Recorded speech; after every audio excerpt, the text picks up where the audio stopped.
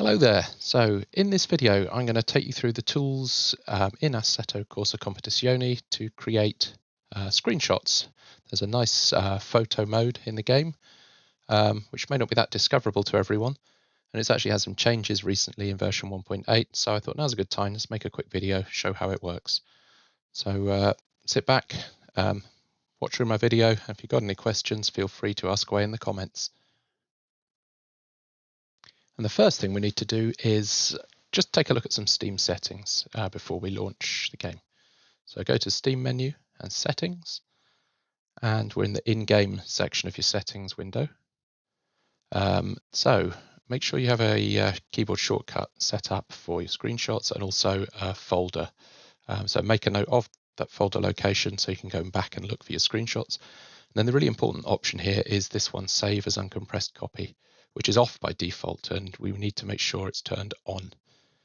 If it is off, you only get a low quality JPEG. If it's on, you'll get a high resolution PNG.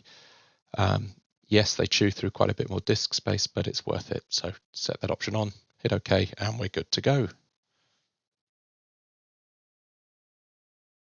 Okay, let's start by taking a look at some of the in-game settings to help get the best screenshots you can. So let's jump into video.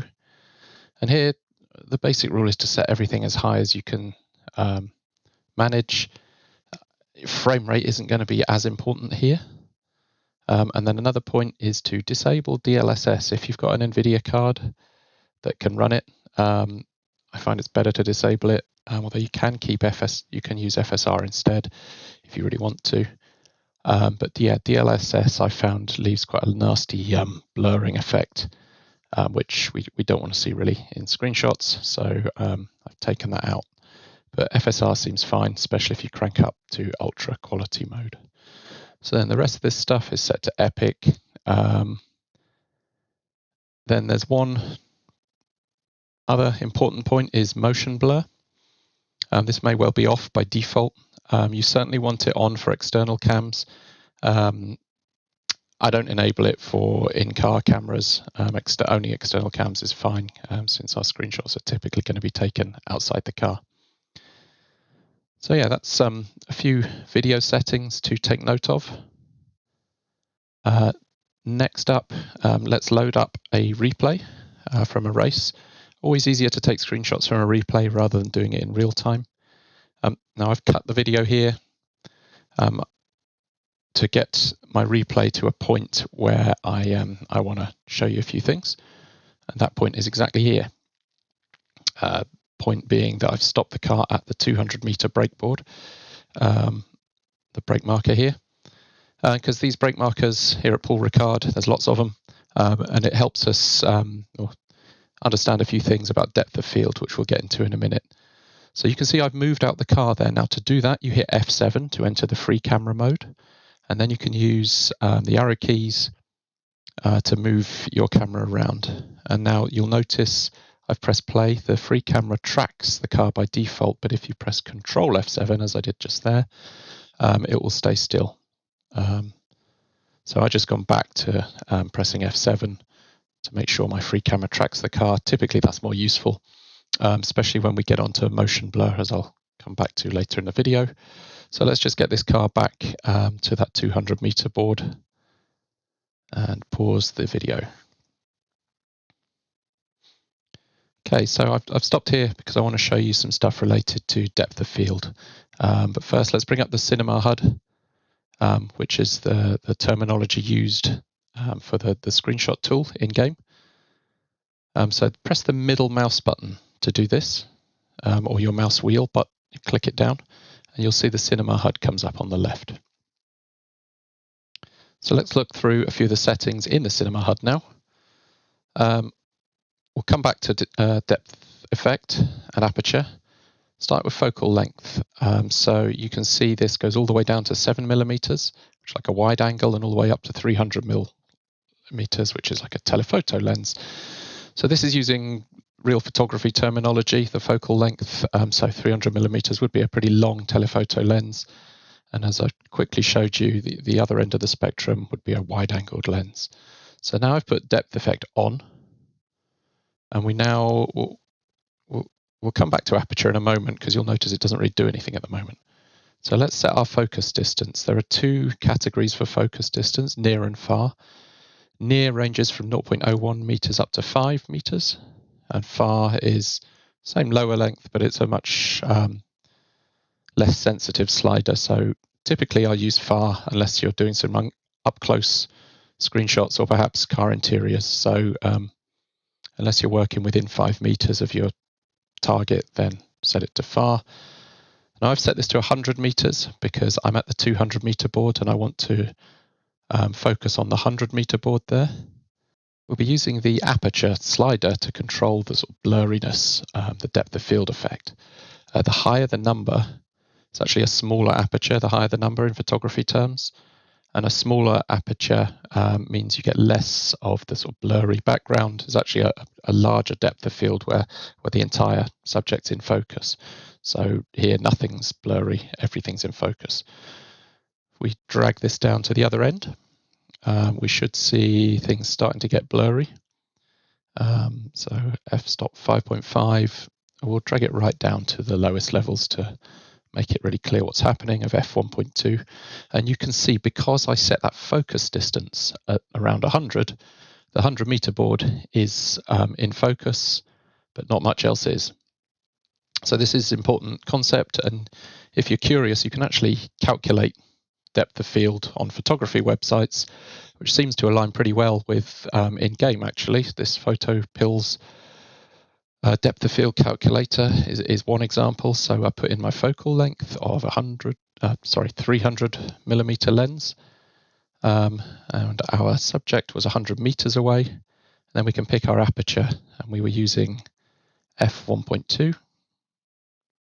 So let's drop that down, and you can see the depth of field, which is the in focus area, is under 8 meters. So that means everything either closer or further than that 8 meter band is starting to get blurry. And you can see here we've only got a small amount of the scene in focus. So let's just play around with our focus distance now. So let's look at the 50 meter board, which is 150 meters from me. So let's drag this over to around 150, and you can see that's in focus. And then equally, if we bring our focus back to the 150 meter board, which is only 50 meters away, you can see on the track here, there's only a tiny amount that's in focus. And that's because the closer we get, so we're only 50 meters away, that our depth of field gets narrower. So only 1.97 meters of space we've got for a perfectly in focus shot. So keep that in mind.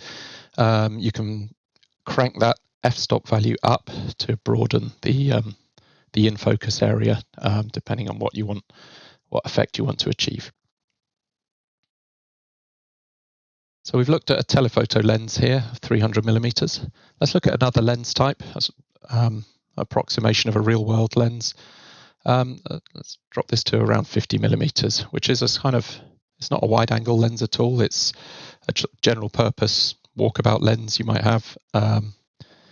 So here, let's position ourselves near this car and try and bring it into focus. So we'll put the aperture down to f1.2 just to make it easier to see what's happening. And our focus distance is 50 meters, which we're much closer than that to this car. OCD here means I want to get that to 50 millimeters exactly. So now I'm going to try and bring this car into focus. I'm guessing we're about 10 meters away. Now, when you're at this left-hand end of the slider, it's a bit fiddly. So you can use these arrows to walk the focus down to get it looking right. So I think we're getting close there. You can see the car is crisp and the background is blurred. It's quite useful to look at the track, actually, the track texture, because you can see the white lines and the texture. So I'll bring that forwards a bit and watch that come into focus on the track surface. So that's looking nice. Now, one thing to consider is you might not want to use such a strong depth of field effect where a lot of it's out of focus. If we want to look at cars in the background, you can crank that f-stop up so you can see more of your subjects. So we'll look at another lens type now. We've had a telephoto, we've had a sort of general mid-focal length lens. Now let's look at a wide angle. So I'll put this to around 20mm. Might widen that a little more actually, and I'll just put this on the rear spoiler of the car. Yeah, that's close. So let's actually make this a little wider, 18mm. So now I'm actually going to focus on the car itself, and we'll use near for this because our focus range is going to be under 5 meters. You know, I guess these cars are about 3 meters long. So if we're just under that, we're focusing on the front region of the car. See the mirror and the front wheels in focus. If we bring this back, we're looking over the rear wheel at the details on the rear of the car. So again, you can get some interesting effects with these wide angle lenses as well. Also quite cool for looking into the car or for car interiors. We can focus on the driver themselves. It pushes some of the other details slightly out of focus.